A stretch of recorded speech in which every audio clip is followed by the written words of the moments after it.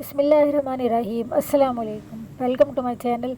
आज मैं आपके लिए लेके आई हूँ आटे के कीड़ों से बचाव के तरीके। ख़ास तौर पे गर्मी और बरसात के मौसम में हमारे आटे में कीड़े लग जाते हैं और आटे को ख़राब कर देते हैं।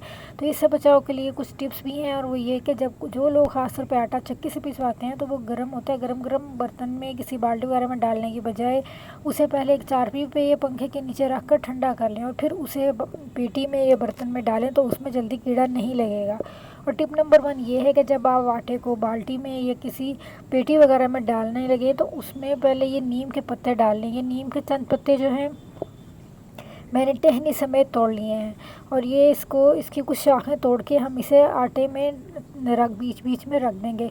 ये कुछ आटा मैंने बाल्टी में डाला है, इसके ऊपर हम ये नीम की शाखें जो हैं वो रख देंगे, और ये मैंने कुछ डंडियों समेत ही तोड़ लिए हैं। इस तरह इन्हें आटे के ऊपर रखें और फिर इसके ऊपर आटा फैलाएं, और इस तरह फिर इसके ऊपर कुछ आटा डालने के बाद दोबारा से ऊपर नीम की शाखें रखें और फिर उसके ऊपर से कुछ आटा फैलाएं।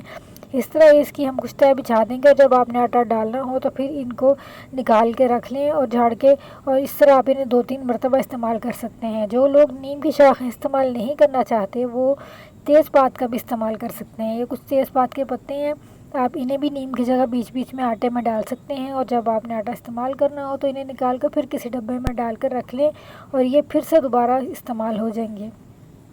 तो आटे की जगह ये तेज़पात का भी इस्तेमाल हो सकता है। और टिप नंबर 3 ये है कि आप आटे में ये जो सूंड होती है, जो सूखा हुआ अदरक होता है, ये और नमक जो है, जो नमक की डलियाँ होती हैं उसके छोटे छोटे टुकड़े करके ये आटे में रख दें, तो इससे भी जो है वो कीड़े नहीं लगेंगे। या तो सूंड के छोटे छोटे टुकड़े करके रख दें, और या फिर नमक की जो डलियाँ हैं उनके छोटे छोटे टुकड़े करके वो आटे में रख दें, और फिर जब गूंदना हो तो निकाल लें। और ये गंदों से बचाव के तरीके के लिए भी ये एक अनाज गोली है जो मिलती है बाज़ार में, आपको बआसानी ये मिल सकती है। ये आप गंदों में रख सकती हैं, मगर इसे अपने खाने से बिल्कुल दूर रखें। ये बिल्कुल भी खाने के लिए